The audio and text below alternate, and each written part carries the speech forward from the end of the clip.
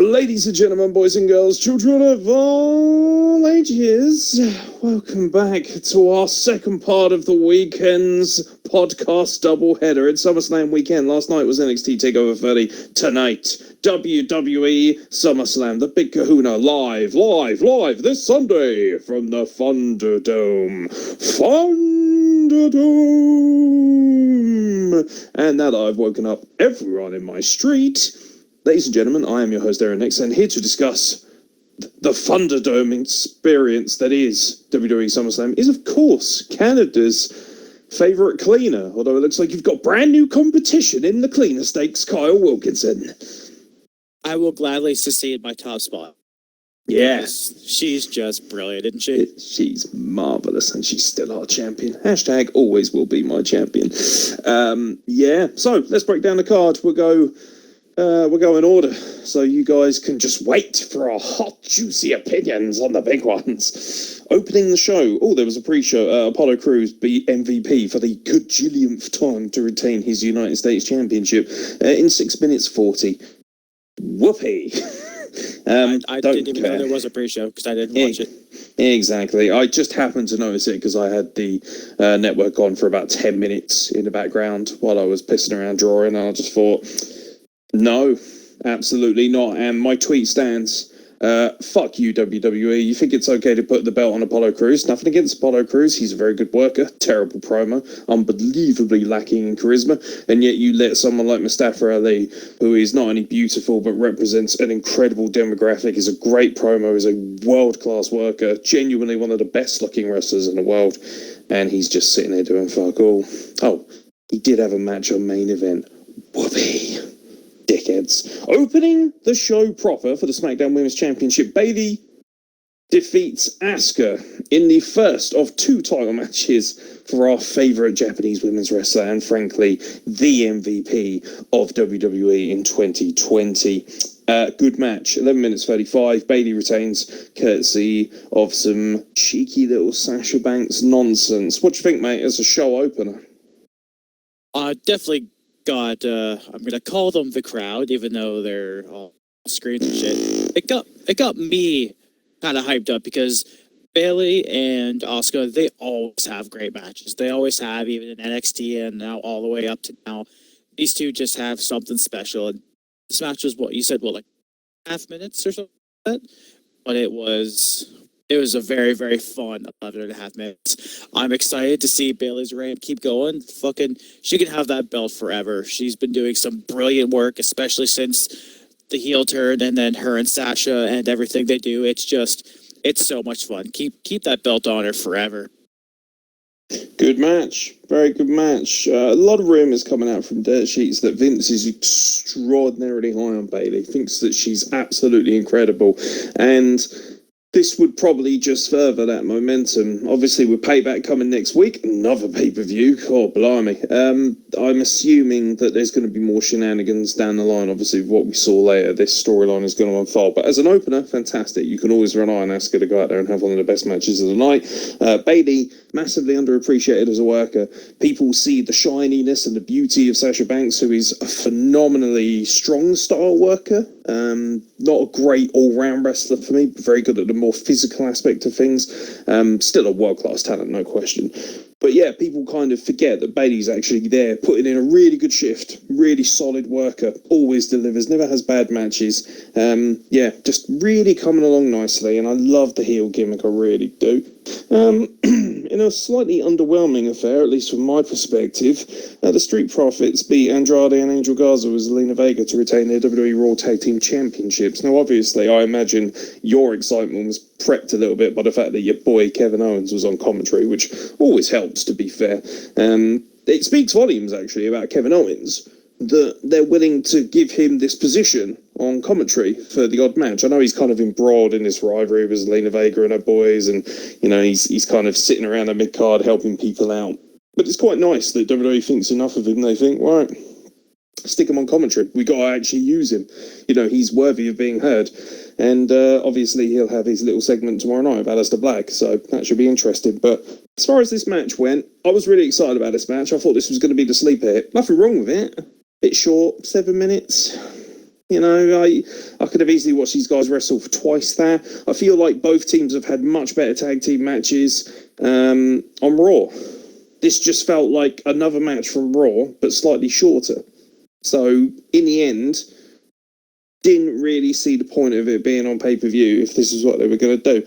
Again, it's Andrade and Angel Garza, who are so exciting, have so much potential, kind of milling around, and I don't think, despite the fact they've got literally the best talker and arguably the best on-screen character in the entire company in Zelina Vega at ringside with them, their manager, obviously their business associate, they just don't seem to want to pull the trigger. I feel like WWE doesn't have much faith in this unit, and I think that's a real shame. That being said, Street Profits are amazing. I think Montez Ford is quite literally the next big thing. I think he honestly could be a mega star. Absolute mega star. I could see him being a multiple-time WWE champion. The only question is, does WWE have the foresight to notice this as well? Because the guy is so good, so charismatic. And to be fair to Angelo Dawkins, he kind of gets a bit of a bad rap. He has done from me. I used to give him shit and call him the portly LeBron and all that kind of stuff. He's improved tenfold. He's more fun, he's more charismatic, and I noticed you mentioning this on your Twitter, so I won't take too much luster off of you for it, but he does have a magnificent House of Fire. When he gets that hot tag, he comes roaring in, very Titus O'Neil-esque for me, as I mentioned, of course, from primetime players. And that period of time, I think he's just got something really good going for him. My worry is that if they pursue with Montez Ford as a single star, how far does Angelo Dawkins go? Does he get lost in the shuffle? Most likely. That being said, for now, they're easily the best tag team, in my opinion, that WWE has, particularly because, obviously, I believe it's Jimmy Uso is out injured at the moment. So, all the while that there are no Usos available and Big E is going after this singles run, they really need the Street Profits out there. So, it kind of, you know, as much as I want to see Garza and Andrade get a push, it makes sense for the Street Profits to keep those belts because, you know, especially if the Viking Raiders or whatever they are nowadays, War Machine-esque, are not kind of floating around the product as much. They seem to be messing around with Raw Underground. It does make sense for the Street Profits to retain their belts, so it is what it is. Yeah, I mean, the match was okay. I mean, you're right, they've definitely had better matches on Raw. This one wasn't bad by any means. It just didn't have that, you know, that kind of extra gear that you kind of expect from a pay-per-view match, especially SummerSlam.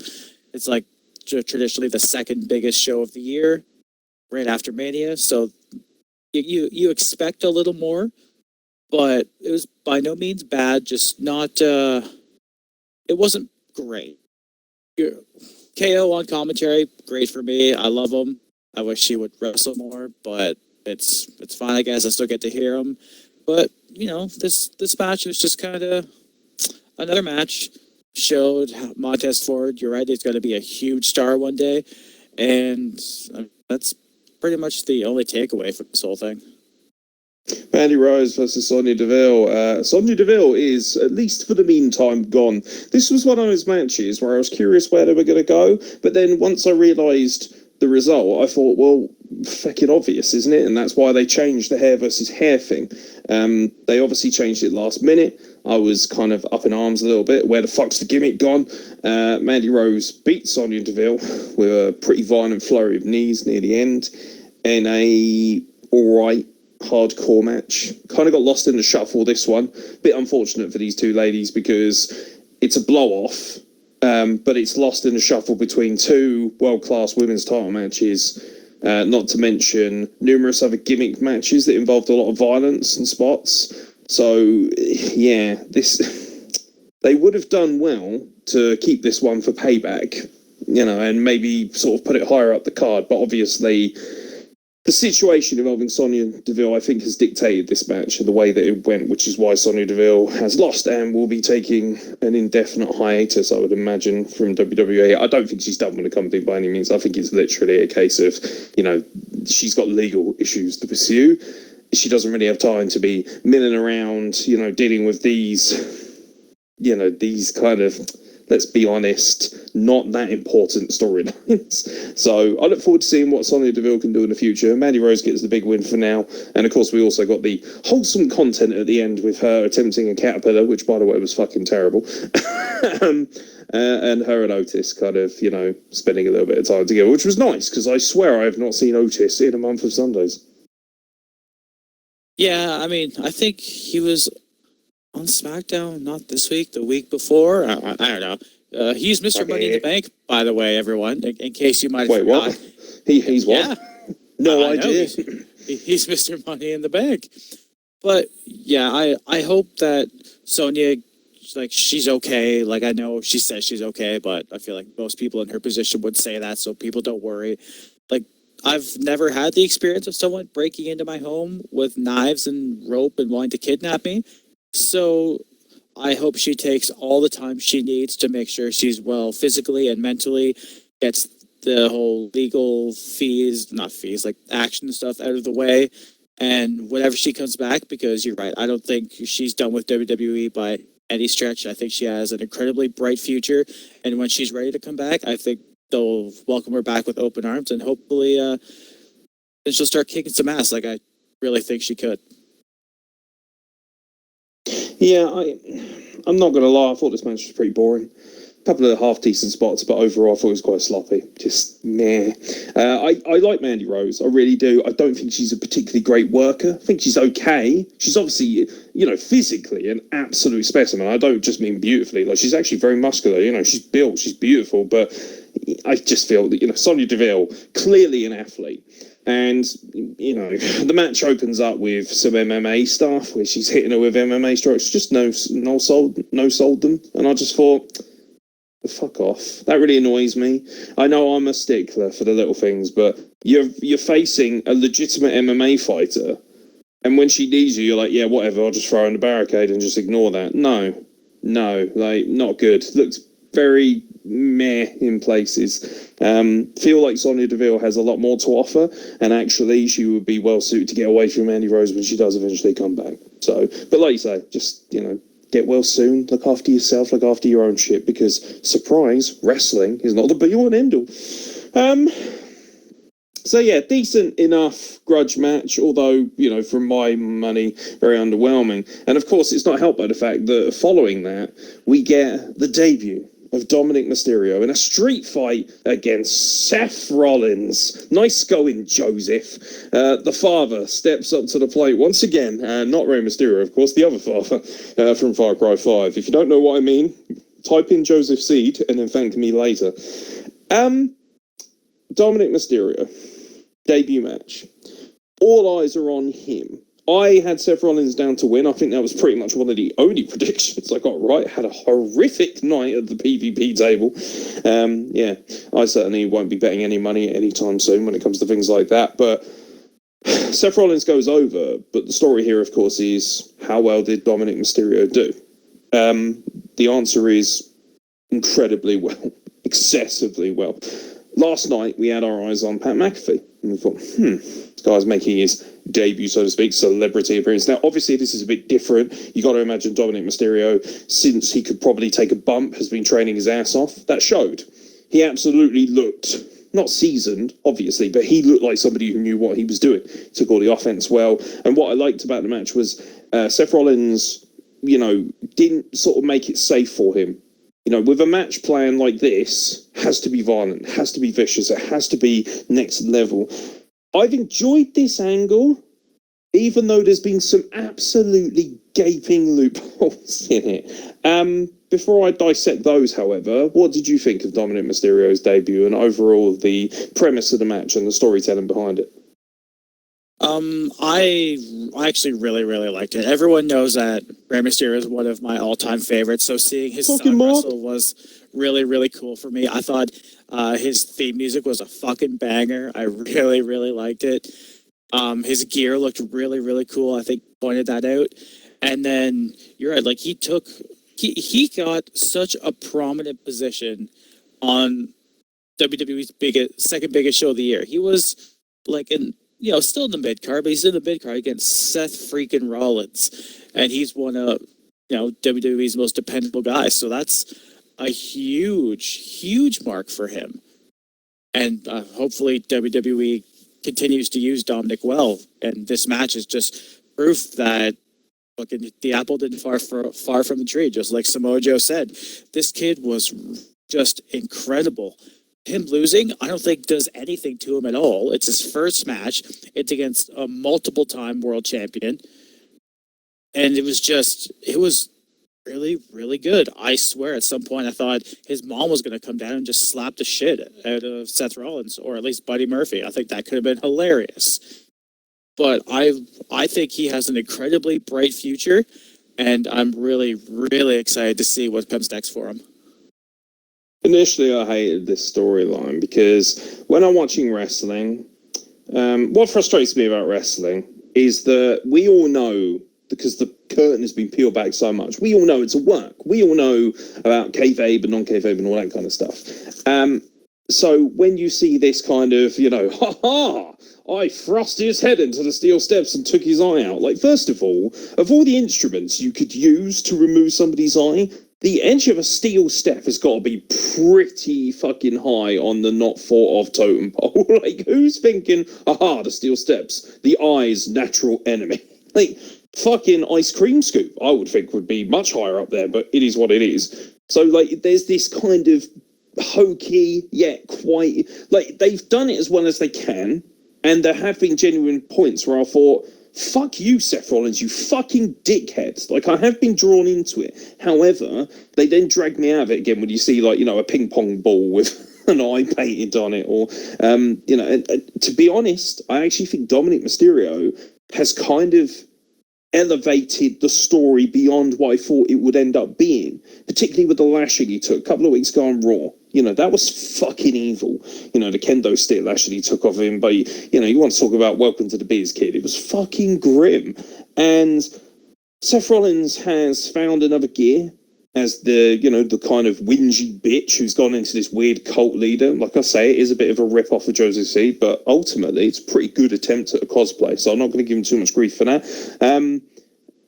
As much as I like Buddy Murphy, he does kind of feel interchangeable, like anyone could really be in that role. So he doesn't really, it's not like he's Jacob or anything, is it? Jacob Seed, like, a lot of Far Cry references, by the way, so if you haven't played Far Cry, I apologise, but, get up to speed with things. We don't apologise, because it's your own fucking fault. You haven't experienced the beauty of it. Yeah, Far Cry 5 is legitimately a world-class video game, and anybody who doesn't agree is welcome to message me so I can abuse you in person. But ultimately, it's a case of the good has now outweighed the bad in this scenario. And something that really excites me is Rey Mysterio's passion and commitment. Do you know what? I would argue that this is the best work Rey Mysterio has done, character-wise, probably since WCW. Because he's always been, plucky, happy-go-lucky babyface. He had some half-decent stuff with Eddie, but do you remember the stuff with Eddie Guerrero? Of course you do. With Eddie and, Dominic and I'm Your Pappy. It obviously spawned one of the great T-shirts of all time, but it was, we remember it because obviously we love Eddie. And we're always going to remember everything Eddie did fondly. But to be honest, most of it was a bag of crap. It was terrible. Go back and watch it. It was just so tacky. There were some pretty, some, I don't want to say funny things, but like kind of funny bad. Like it's one of those, it's too amusing. A ladder match for the custody of a child. I did really enjoy during this match the callback to it when Seth Rollins was like, "Is this Uncle Eddie's kid? Is it?" And he's like screaming out, "Oh, this is very good. I like that. It's very good." How could you not mention it? I thought that his mum, Angie, I think her name is, who was backstage watching it for the majority until she came out near the end, I really loved her facial expressions. I think she looked like a mother who was genuinely concerned. You got to remember that even if you remove the storyline, they are effectively watching their son make his big debut, his wrestling debut. Like, so they're still going to have a certain degree of emotion. You could see that in the end. I thought it was so well executed. I thought Seth Rollins took care of him well, but he made him look strong as well.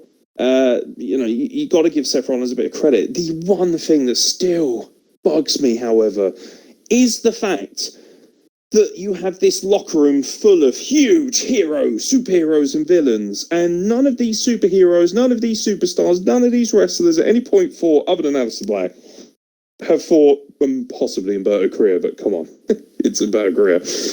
You know, none of them have thought, yeah, that's kind of unacceptable, mate. You can't just fucking violate somebody's family and take people's eyes out like that. Like, I like the fact that the company is not at any point being like, yeah, we're probably going to have to suspend you. Meanwhile, over in AEW, they're suspending Big Swole for being black. Congratulations. What the fuck is going on?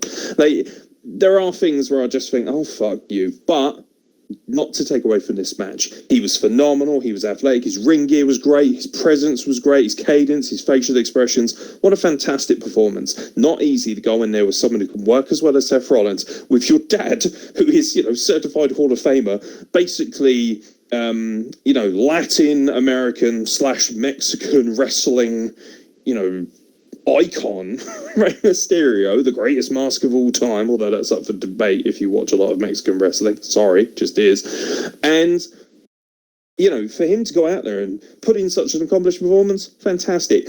I feel the same way about this in many ways that I did about Pat McAfee. The only difference is I expected more, obviously, from this than I did Pat McAfee, which is why I think I was so excited from last night's match. This was still phenomenal, though. Still really happy for him. Great performance. I knew this was the because obviously I'm good friends with you. I know that you love Rey Mysterio. I know he's been so important to the growth of yourself as a wrestling fan, and I knew that you were going to be sitting there grinning and watching this and really enjoying it. You know, the interactions, the handcuff moments, the Rey Mysterio's work has been, from an emotional aspect, has been fucking amazing. You genuinely feel for him as a father. You genuinely watch it and think, man, he's having to sit there and watch his son, you know, take this kind of abuse. It's so cool. It really is. And I must admit, I was part of the Smart Brigade and I thought, oh, Dominic's going to kick him in the bollocks and join Seth Rollins or something. Maybe it will happen later. We don't know. But it was a lovely moment to see him embracing his son at the end after everything they'd gone through, just because it was so cool to know that they were able to almost enjoy the moment, you know, be liberated in that moment of, hey, I got to see my son make his debut. A lot of the great second generation, third generation in this case, I believe, wrestlers, they don't always have the generations before them to see them wrestle, you know, and it can be quite sad in a lot of ways. Obviously, you know, you think of guys like Cody Rhodes, for instance. Dusty Rhodes would have seen him make his debut and stuff like that. But, you know, Kurt Hennig was another good example of that. Michael McGillicuddy, you know, Curtis Axel, you know, it's just lovely to know that Dominic has that family around him and they're able to see him flourish, you know. And obviously, so many tributes to Eddie Guerrero as well, the Frog Splash and things. It's just awesome. It's just very, very cool. I really enjoyed it. I was all aboard the emotional roller coaster. And, I mean, WWE didn't really let up from there. The second of two women's championship matches involving Asuka as she dethroned Sasha Banks. I got my predictions the wrong way around. I knew she was going to win one. I just didn't know which one. And I thought because Sasha Banks has only just become Raw Champion, maybe she's going to cause the big upset, knock off Bayley. Obviously, Vince McMahon's still got a monster chubby. So Asuka knocks off Sasha Banks to become the new WWE Raw Women's Champion in 11 minutes 25 by submission. Here's an interesting question for you. Do you think that the right woman dropped their title belt tonight? That's actually incredibly difficult to say because I love Bayley's run. I think it's been incredible. But Sasha has, like, never successfully defended the Raw Women's Championship ever? Is that a correct thing to say? I'm pretty sure she's never actually had a successful title defense. She does have that kind of...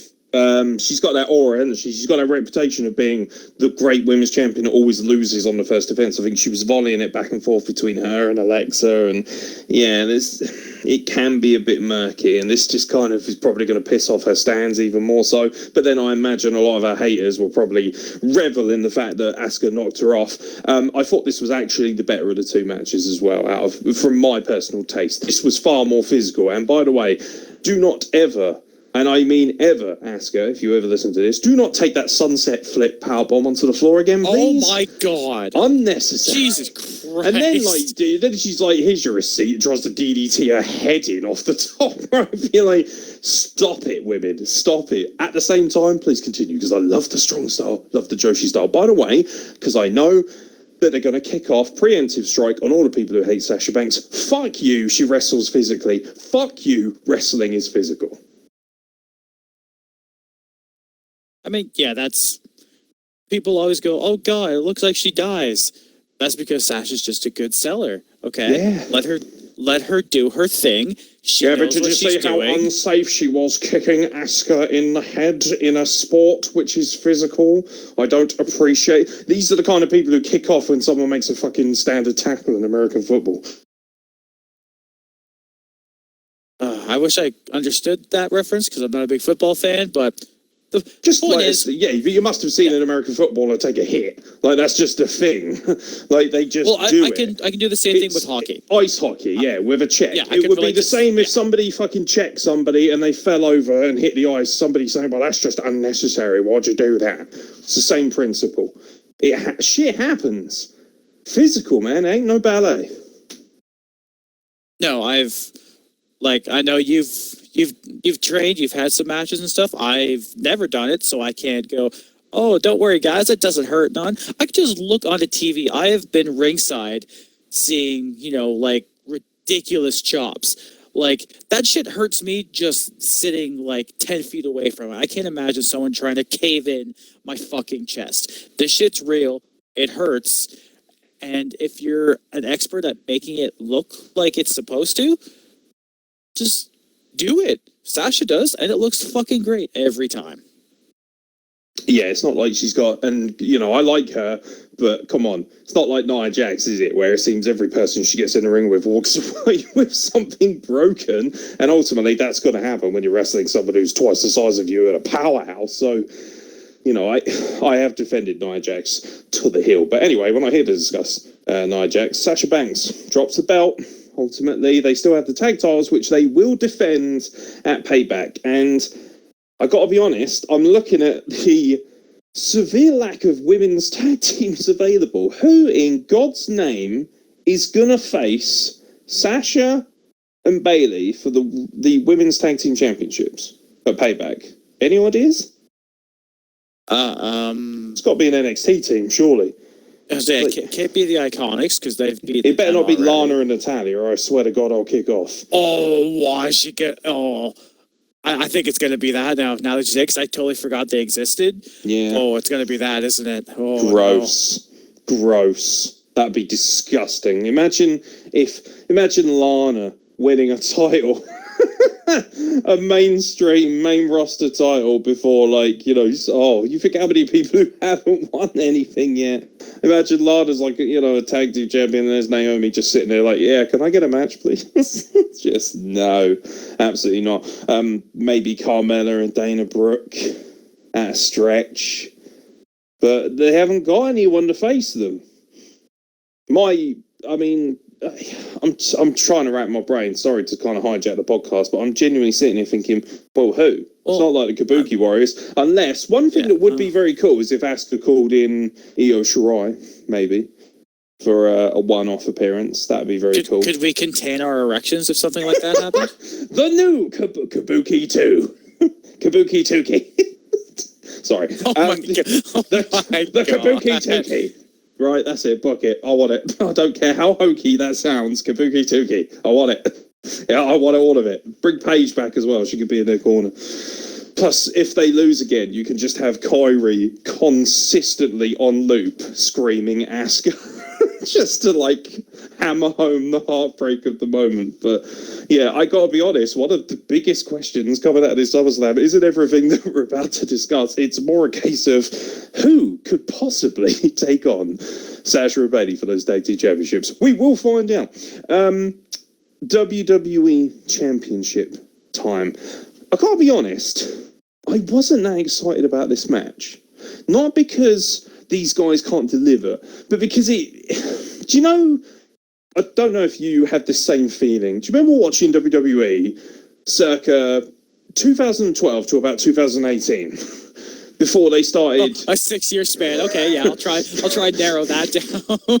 So, yeah, but you'll know what I mean in a second. So every pay-per-view, right, you'd have some good matches, but you'd always have the John Cena versus Randy Orton, Roman Reigns versus Rusev. There's always a match there where you think, oh, God, here we go with the two fucking, archetypal wrestlers, the two WWE guys. And I love Drew McIntyre. But I have been slightly underwhelmed lately with what's been going on. Not because of him, but I just feel like they haven't done him much justice. Until now. This match was the match of the night from a wrestling standpoint, in my opinion. I think some matches deliver better story-wise. Some matches deliver better with shocking moments. But this was the solid match. This was the show stealer. This is your match of the night spot. I loved the style of wrestling that these two guys put on. From the get-go, when I see Randy Orton go for the sweep to try and trip up Drew, to throw him off his mindset so he can hit him with the RKO, genius. Randy Orton's on another level again. Just like he was back in, I want to say 2004, 2005, Legend Killer era, knocking off guys like Mick Foley, having that incredible match with The Undertaker at WrestleMania 21. He feels like he's back in that vibe. He feels fresh. He feels exciting. He feels dangerous. And I honestly, for the love of me, could not see anything but an Orton win here. I had Orton down all day long. I would have put money on this, and I'm glad I didn't, because I don't have any. But, yeah, Drew McIntyre retains, with, of all things, a backslide. Countering the RKO, it has to be said. Great story, great match. And as I said on Twitter, this is the match, this is the title win, which elevates his reign and his legacy in his first WWE title reign. Because, remember AJ Styles, second WWE title reign. We don't think of it well, do we? Not because AJ Styles is rubbish, but because, what was it? So he knocks off Jinder Mahal. Then he has all these incredibly subpar matches with guys like Nakamura, and even the Daniel Bryan match was a little bit long-winded, and Samoa Joe. And you think, when I name those guys, you're sitting there thinking, holy shit, Nakamura, Daniel Bryan, Samoa Joe. The Samoa Joe stuff was the best because of Wendy, which I still love to this day. Brilliant stuff. Samoa Joe, wildly underappreciated and still wildly underused, even though he's been sticking his nose in a little bit lately. But yeah, all in all, I feel that for your title reign to really mean something and to retain a legacy and to be remembered well, you have to have those marquee wins. And we discussed on Manic Mondays, Chris Benoit. Everyone remembers Chris Benoit as the world heavyweight champion. Obviously, they remember other things, I know. But when they think about his title reign in 2004, there's kind of this mystique around it of like, do you remember? He was world heavyweight champion. This amazing run until he was dethroned by Randy Orton. But if you go back and watch, it was fucking shit. It was shit. Listen to our Manic Mondays. Go and watch 2004 on the network. It just wasn't that great. It really wasn't that great a run. Not because it wasn't amazing that he was champion, but because he never had the matches that define you as a great champion. Drew has one of those now. For me, this is the first time since he knocked off Lesnar that you can add a match to it and think, there's a match on your resume. He smashed up Brock Lesnar, and now he knocked off Randy Orton, who, let's be honest, is the hottest heel this company has had in the last 5 years, 10 years maybe, especially coming off of that incredible rivalry with Edge. He's been punting every fucking legend he can. He comes rolling into this with all the momentum. Drew gets the better of him in a backslide after a phenomenally well-told story. Great match. Loved it. What did you think, mate? I was real excited. I really enjoy the fact that we didn't get an RKO, nor did we get a Claymore. This is, I think, perfect to set up the rematch that was going to happen at Payback, whatever the thing. I think it's Payback. We're going to get a rematch. Roadblock. End of the line. God, that was Fast shit. Well, lane. Hard shoulder. Can we have, if you're just throwing pay-per-views out there, I want Great Balls back. I thought Great Balls of Fire was fucking great. Goodness gracious, Great Balls of Fire. Let's go. But what we're talking about? Oh yeah, the match that's going to happen. No, I'm excited. This match, the rematch is going to be great because the first one already was. these two guys, I think they were both split open too. I don't know if it was hard way or not. It kind of seemed that way. But there's a wee bit of blood in there. And it just made Drew look even more terrifying. He's just a very angry Scot with blood in his eye. It's like, okay, bro, you could do whatever you like. I'm not gonna say no to that. And now the backslide countering the RKO. Champ did his homework. He has that match to solidify his reign, and we're gonna get the rematch, and it's gonna be just as good. And I'm actually excited for another pay-per-view, which is a generally weird thing to say, but let's fucking go.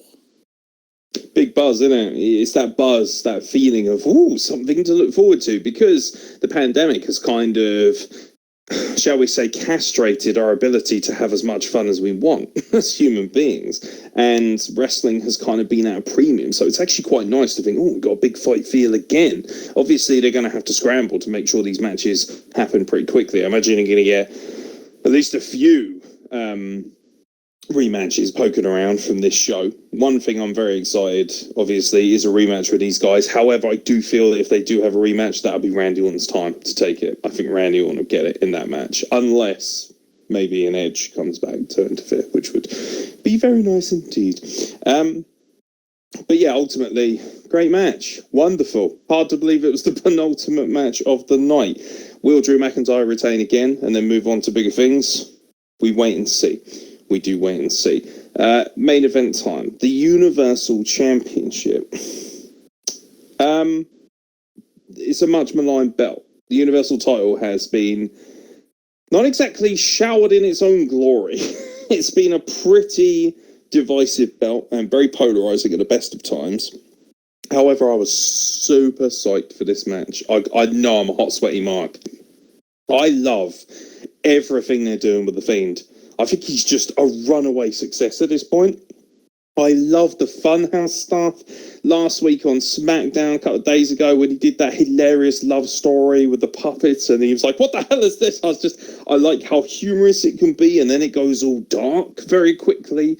It's really become something very cool and very special. And as much as I hated Braun Strowman for the longest time, I'm at least curious about him right now. Because, there is an eviler edge to him. It's not like, hoy, hoy, I can tip over a core. Like, there is a little bit of something there.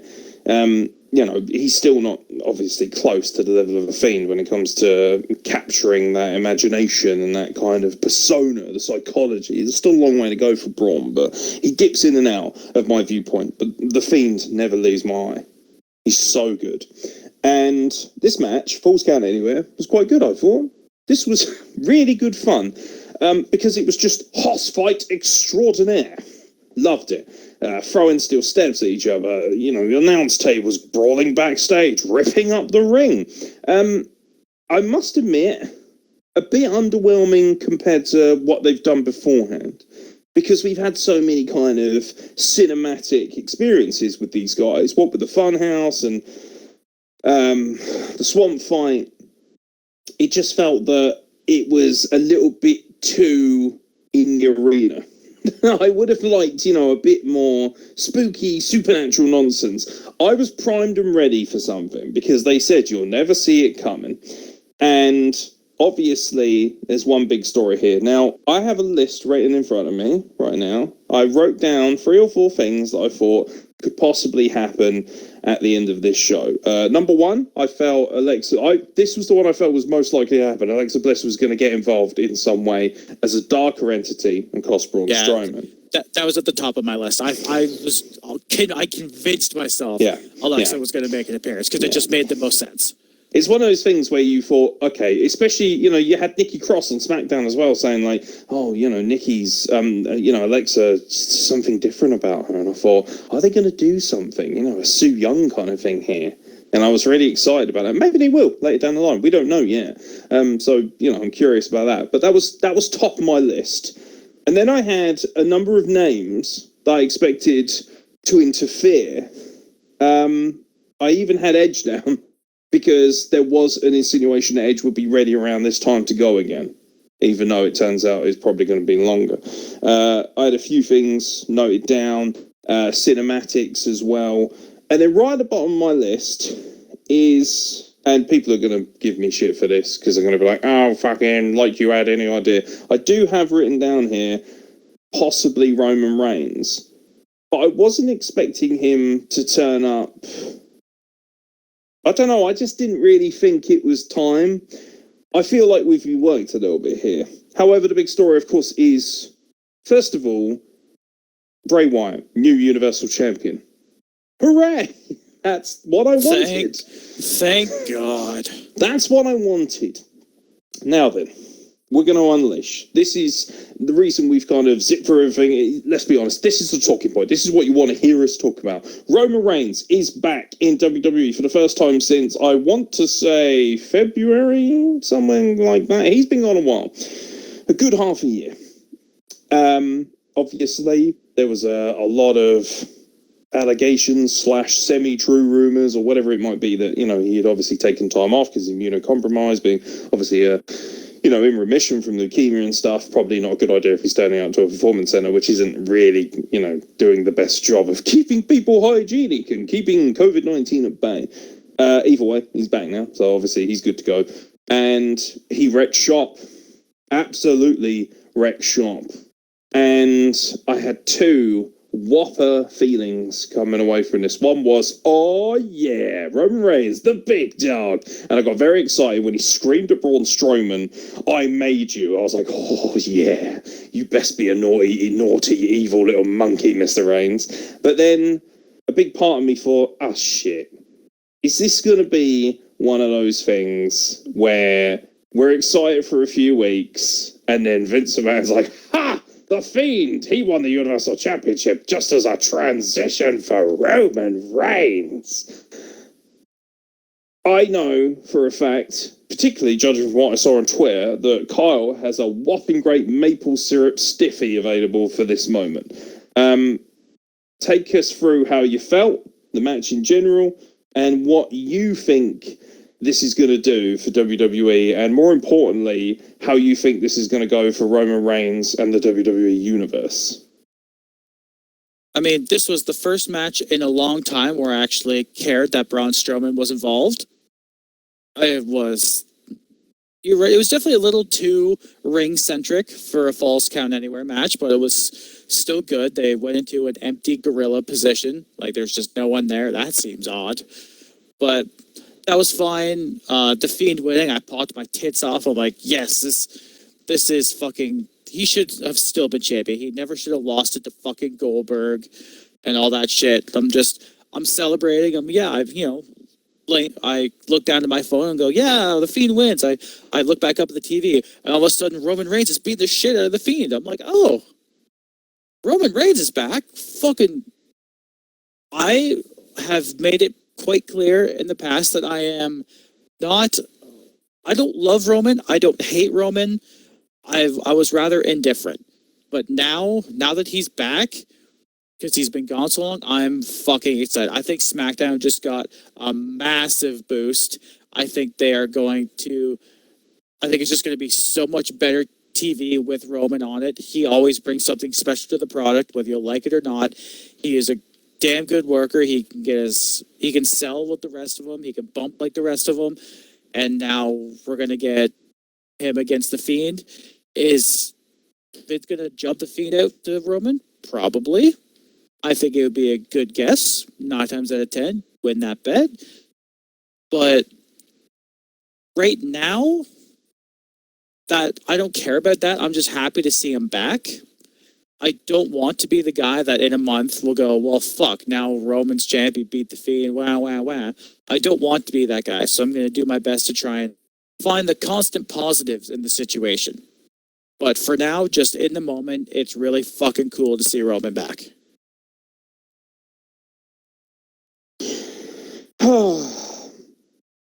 I'm happy he's back. I like Roman Reigns. I still don't think Roman Reigns is the guy or the star of this company. I don't think his promo ability is on a par with the very best promo workers, and I don't think his wrestling ability is on a par with the best workers. Therefore, he cannot, by by very simple denomination, he cannot be the guy, the big dog, the star of said company. I do think he's a star, however. My biggest worry is that after everything we've watched The Fiend go through, he is kind of making Universal title his own in a way and making it feel more important, which I like. I'm happy about that. My big worry is that this is just going to be like, right, everybody fucking get aside because the big dog's back. That can't happen, number one, because I guarantee you, so we're all excited right now, you're excited right now, and absolutely you should be. However, give it a month. Give it a couple of months. Once that kind of excitement wears off, we're very much a kind of, what have you done for me lately, brigade, aren't we? Let's be honest, we're a very me, we want it now kind of generation, especially when it comes to wrestling. He's only got to come out, maybe, knock off or lay out everybody or, have a couple of matches where he just does 20 Superman punches and 5 spears. But we know it, same old shit territory. I want to see layers to Roman Reigns. I got a tease as to what he could be. Because I heard the way he was speaking. Swearing his mouth off, getting in people's faces, talking about wrecking everything. His t-shirt looked quite good as well. Maybe that's an omen for what he's going to be. I want to see something a little bit more destructive. I want to see stone cold Roman Reigns in a way, I want to see him running roughshod. I don't want to see him playing by rules. I don't want to see him falling into a comfort zone. Because the one thing that winds me up about Roman Reigns, and I think does kind of stand true with all the whingy smarks, is the fact that, it's the same old shit. He comes out, he goes, whoa, he hits about 25 Superman punches, he hits 5 spears, and he goes, whoa, again, and he leaves. And you think, great. That's great in a small microcosm, but when we saw him, remember his match with Buddy Murphy? People have forgotten about that, but it was an amazing match. He had a great match with Daniel Bryan as well. He had a nice little rivalry going with Braun Strowman, especially. His work with Braun Strowman. All the things that you think about that are great. His match with Brock Lesnar at WrestleMania 31. All the stuff that Roman Reigns has done that I think is world-class, that deserves to be on a huge level, all of it has been different to what he normally does. And it's involved mic work that has, required him to be different. I think the biggest blessing here is the fact that he never had to wrestle Goldberg. Because I think that would have hurt people even more. I think that would have pretty much caved in whatever love we had for him. Because it's, Woofy ran over Goldberg and pinned him. Who gives a shit? It's Roman Reigns. We kind of expect him to just be the big dog. I am tentative because WWE has shown me on several occasions that they do not know how to make the most of what Roman Reigns can be. Because Roman Reigns, at his pinnacle, can easily be one of the huge megastars of WWE. However, behind the regular storytelling, the booking, and the miserably, scripted promos that he kind of reads out verbatim, that he's probably got a script in front of him, which you can tell when he's just kind of not really looking off script. That does him a massive disservice because he looks insane. He's so good looking. He's WWE's answer to Aquaman, and he's Jason Momoa, really. He's got so much going for him. He's such a bloody man. Look at him. He's such a geezer. He's a huge Leviathan. He's got that Samoan heritage. He's got everything you could possibly want to build on a superstar, and yet they insist on letting him get away with the bare minimum. And even Randy Orton has proven, and I know Randy Orton is a stickler for, taking the piss. By the way, him giving, I think it was Matt Jackson, stick on Instagram, fucking hilarious. And if you haven't seen it, you need to check it out. Yeah, is it? He says, and say hello to, a bunch of former WWE guys and uses all, their WWE names. Yeah, so, Matt Jackson, I believe it was, during a match on Dynamite, he screamed about best comeback in the business, which, by the way, not even close, mate. You're not even top 20, so shut your whore mouth, you leg slapping toolbox. But also, it's the fact that, like, he did this dive and missed everybody. He was like, holy shit, still landed on my feet, hashtag amazing or whatever. And Randy Orton was like, yeah, shame you didn't fucking hit anyone, you stupid Mark. And it's just like, you're a fucking idiot. And, like, they might be working us, I don't know, but I enjoyed it. And Randy Orton is, you know, if you think about all the wrestlers, right, that we have watched over the past 20 years as wrestling fans, when I say to you, same old shit, same matches, all the fucking time, same boring promos, who do you immediately think of? Randy Orton. Randall Keith. Randall Keith. Randall Keith. There you go. You had it. You had your moment. For me, even he has proven, particularly in the last year, that you got to mix things up. You have to change things. You have to tap into things that you don't normally do. So, if Roman Reigns comes out this Friday and says, motherfucker, I fucking run this shit. Fuck you, and gets really fucking angry. I made you, Braun Strowman, you big fucking bitch. You're not a fucking monster without me. I'm the fucking monster. I'm the big dog. Starts beating the shit out of people and going crazy, cutting, you know, really fresh, exciting promos. I'm going to be off my tits with excitement. But if he comes out and goes, I'm back. I'm the big dog. Ooh, it's my yard now. It's my yard. And does 10 Superman punches. Fuck you. I'll turn it off. Because actually, WWE as a product has been very exciting.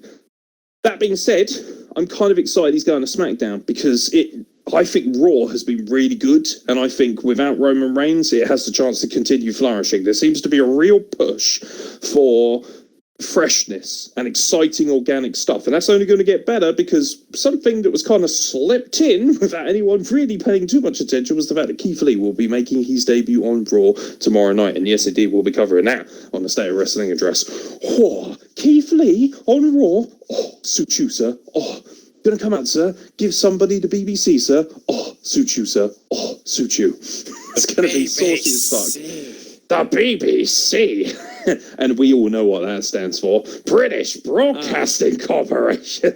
I believe it was the Big Bang Catastrophe. Sorry, I believe that's the Big Bang Catastrophe. Oh, boy. Oh, boy. You know what? No piece of shit son of mine is going to watch that fucking piece of shit. Oh, God. All the references I'm sorry, that we do. Hello. Nobody gets any of our references anymore. But if you are listening, there are two things you need to do. I've got some homework for everyone listening. Go and play Far Cry 5 if you have access to a console and a little bit of money to get it. It's quite cheap online. And secondly, go to wherever you find your podcast. Make sure you subscribe to us first, you little cretins, because you fucking should have by now. And then find something called the comedy button. And then message me in a few weeks' time and tell me how great I am for enriching your life with this brand new material. And then also contact them and say, thank you for all of that shit. Where's my residuals and my royalties? You can't. Simple as that. Anyway, wrestling. Focus. Like I say, Roman Reigns. I am cautiously optimistic because WWE has not given me reason to lose my shit. And people lose their minds over it. That's good. I like that. But I want to see what Roman Reigns is going to do because I swear to God, if 6 months down the line, he's in a chamber match where he spears Braun Strowman 75 times, you know, to become number one contender and he wrestles Brock Lesnar again. No, absolutely not. Do not assume that your fans have forgotten the shitstorm of miserable booking that came before it. However, if there's one thing I've always been out in front on, I like Roman Reigns himself. I actually think he's really underappreciated. I think he's a good worker. I think he's one of the best looking wrestlers you could ask for. I genuinely love Roman Reigns. I just hate everything that comes with it because it's never given to you the way it should be. You know, when I watch Kevin Owens, for instance, and he's a shining example of this, when you watch Kevin Owens, it is very evident that Kevin Owens gives you what he fucking wants to give you. Whereas when Roman Reigns is on my screen, it is very evident that I'm getting a Roman Reigns that creative have come up with to give me. And that's the big difference. I feel like someone like Kevin Owens, Zelina Vega, they might be delivering content that's written for them to a certain extent, but it's their feeling, it's their psychology, it's their storytelling. Roman Reigns is on autopilot most of the time, or at least he was. And when he hasn't been, and he's been forced into a more organic kind of complex, I've actually seen some great things out of him. So that's what I want to see. And also, you absolutely cannot bury the Fiend. Because if you do, There's no way back for that guy. There is no way back. He's not going to be able to do it again. I don't believe that. This is the most exciting, pulsating, and psychologically kind of intimidating character I think I've ever seen, at least since the early days of The Undertaker. This is dark stuff. It's cool stuff. And the cinematic stuff only helps elevate that. So if you throw him to the wolf, I was going to say the wolves, but the wolf, the big dog himself. The big wolf. The big wolf. Big bad wolf. You just throw him in there, Roman Reigns, and he takes 5 spears and fucking 10 Superman punches and loses the Universal title, and we don't fucking, and then he, I don't know, falls into a rivalry with somebody else. It's not going to look good, is it? Let's be honest. It's not going to look good. My ideal fantasy booking, and I'll leave you with this to think about as we close the podcast out, and I'll leave Kyle with his final thoughts. My ideal fantasy booking would be triple threat. Braun Strowman, The Fiend, Roman Reigns, Universal Championship, an absolute fucking war, an absolute ridiculous carnival war. Make it cinematic even if you have to. Just fucking vicious, violent, pyros, fire, Fiend shenanigans. Get Sister Abigail in there, get Alexa Bliss, throw it all in there. Make it as crazy as possible. And then when the dust settles, whoever somehow manages to raise their arm, just completely battered and abused, all of a sudden, kaboom, a briefcase smashes them around the back of the skull, and all you hear is, oh yeah, and we have a new Universal Champion when Taki Otis fucking cashes in. And then we can have that incredible embrace. And I want to see an image of like all 3 of their bodies strewn, and then standing above them with a flag, the flag of Mandy Rose, just holding Mandy Rose in one arm and the Universal Championship in the other with a flag behind him is Otis, just standing there like Superman, like blue collar solid. Let's go. Yeah, mission accomplished. Hams and fucking yams. I am ready for it, mate. That is the shit that I want to see. Any closing thoughts, mate, on the pay-per-view and, of course, what you've seen and what you hope to see? Well, the Thunderdome has definitely made it very, very, very interesting to watch. I was worried initially that, all the screens and the people in the back would just be very distracting, but honestly, it hasn't been. I think the camera work that they're doing is doing its job by not letting us get distracted by all the people, and I think it's only going to get better. This show was a hell of a lot of fun. I probably still like to take over a little more, but that's just generally to be expected. Fucking Mark. But that doesn't mean SummerSlam wasn't a really, really fun and enjoyable show. I enjoyed watching it. I enjoyed talking about it with you, and we'll be back in 3 days for State of Wrestling address, and then Payback. You're getting a lot of us over the next week. You're welcome. You're welcome. Yeah, you are. You're getting a lot of content from us. You're getting a lot of opinions from us, hot takes and everything. We really appreciate you checking in, downloading the podcast, getting involved. As always, social media. If you got thoughts, I want to fucking hear them. Don't just listen to my voice. Have your say. Send me an audio file. Send me a fucking soliloquy via social media at WrestlePlug across all platforms. You can message us any time of the day. WrestlePlug.com. We got our own website, mate. What more could you ask for? And if you go to our website, you can check out all of our podcasts, all 456 of them.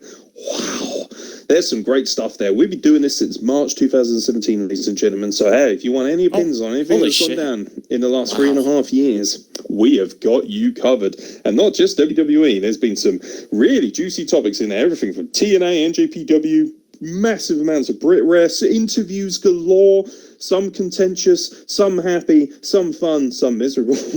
And ultimately, we don't seem to be easing off. In fact, if anything, we seem to be gaining yet again another one of our famous 14th wins.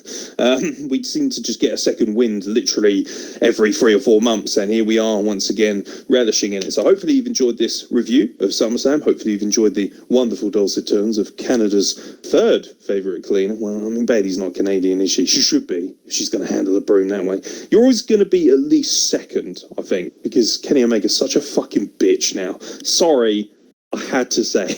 He really is a fucking second tool. is still pretty good. Yeah, exactly. You're only behind Bailey, and let's be fair, who wouldn't want to be... Jesus.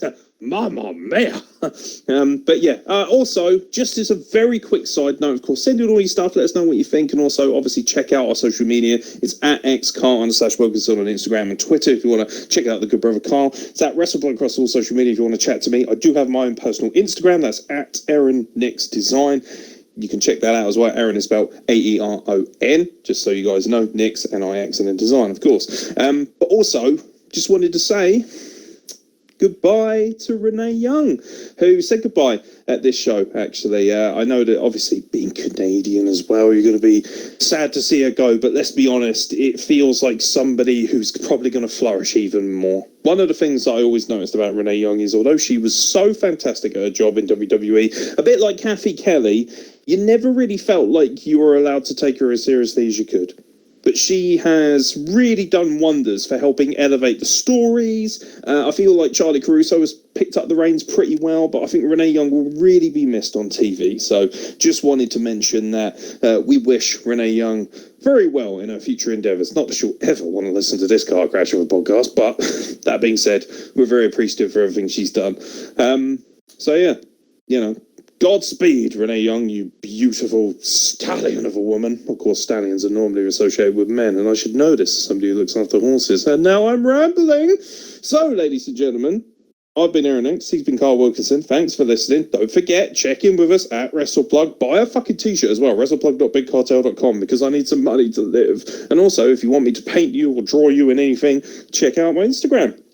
Very, very affordable rates. Honestly, very cheap, actually. But nonetheless, I'm more than happy to make your artistic dreams come true.